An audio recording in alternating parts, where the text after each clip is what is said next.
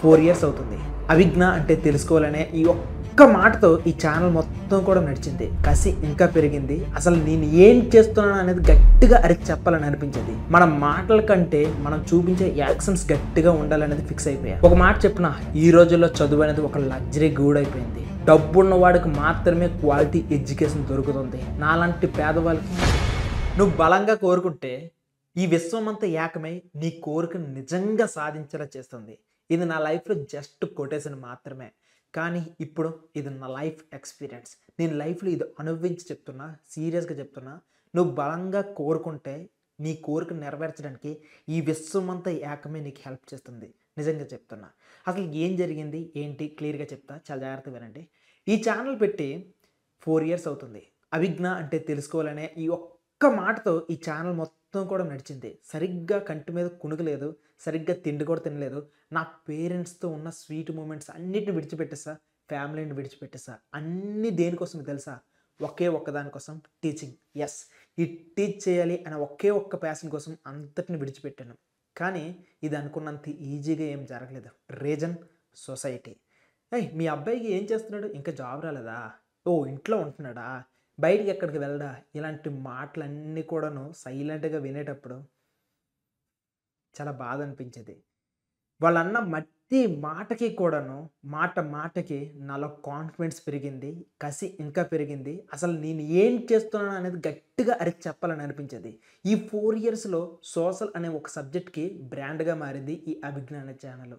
And ఈ 4 ఇయర్స్లో 100+ స్టూడెంట్స్కి డైరెక్ట్గా కాంటాక్ట్ అయ్యి మరీ కూడాను చాలామందికి హెల్ప్ చేసాం, మెంటర్షిప్ చేసాం. ఈ 4 ఇయర్స్లో మనం తెచ్చిన రిజల్ట్స్ వేరే లెవెల్. 10th క్లాస్లో 600కి 592 మార్క్స్ వచ్చే స్టూడెంట్స్ కూడాను ప్రొడ్యూస్ చేసుకున్నాం. ఇవన్నీ గట్టిగా అరిచి చెప్పాలని అనిపించేది. కానీ మనం అందరము కూడాను ప్రతి ఒక్కరికి ఆన్సర్ చెప్పుకుంటూ వెళ్తే లైఫ్ అనేది అస్సలు జరగదు. సో మన మాటల కంటే మనం చూపించే యాక్షన్స్ గట్టిగా ఉండాలనేది ఫిక్స్ అయిపోయా. సో నా వర్క్ నేను చేసుకుంటూ వెళ్ళిపోయేవాడిని. కానీ ఏదో మనసులో చిన్న వెలితి, అయ్యో నేను ఇంకా సరిగ్గా ఏం చేయలేకపోతున్నాను ఫీలింగ్.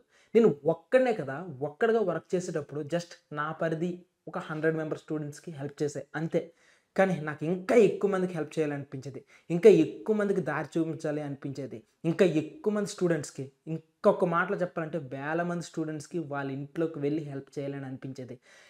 ఒక మాట చెప్పిన, ఈ రోజుల్లో చదువు అనేది ఒక లగ్జరీ గూడైపోయింది. డబ్బున్న వాడికి మాత్రమే క్వాలిటీ ఎడ్యుకేషన్ దొరుకుతుంది. నాలాంటి పేదవాళ్ళకి, నాలాంటి మిడిల్ క్లాస్ తమ్ముళ్ళకి, నాలాంటి మిడిల్ క్లాస్ చెల్లెలకి ఎడ్యుకేషన్ దొరకదా? దీనికి ఒక మాట చెప్పిన, ఈ రోజుల్లో క్వాలిటీ ఎడ్యుకేషన్ ఇవ్వడానికి ఒకరు బయలుదేరారు, ఫిజిక్స్ వాళ్ళ. సేమ్ నాలాంటి ఫిలాసఫీనే, సేమ్ నాలాంటి ఐడియాలజీనే, సేమ్ నేను ఎలా అయితే చెప్పాలని అనుకుంటున్నానో ఇక్కడ ఆల్రెడీ ఇదంతా జరిగిపోతుంది.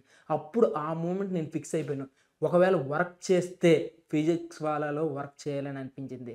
అందుకే కాంటాక్ట్ అయ్యాను, ఆఫర్ లెటర్ తీసుకున్నాను. ఈరోజు మీ ముందుకి ఈ జాబ్తో వచ్చా. సో ఇక నుంచి మీ నోటిఫికేషన్స్ ఆన్ చేసుకోండి. ఇక నుంచి ఏ స్టూడెంట్ కూడాను నాకు ఎడ్యుకేషన్ దొరకట్లేదు అని ఇక టెన్షన్ తీసుకోవాల్సిన అవసరం లేదు. ఎందుకంటే నేను వచ్చేసాను, క్వాలిటీ ఎడ్యుకేషన్ మన అందరి దగ్గరికి వచ్చేటట్లుగా ప్లాన్ చేసేస్తున్నాం. సో ఇక నుంచి ఒక గ్రేట్ ఎరా స్టార్ట్ చేసుకోవడానికి, ఆంధ్ర అండ్ తెలంగాణలో ఎడ్యుకేషన్ అంటే వేరే లెవెల్ అని చూపించుకోవడానికి వచ్చేస్తున్నా. నోటిఫికేషన్స్ ఆన్ చేసుకోండి.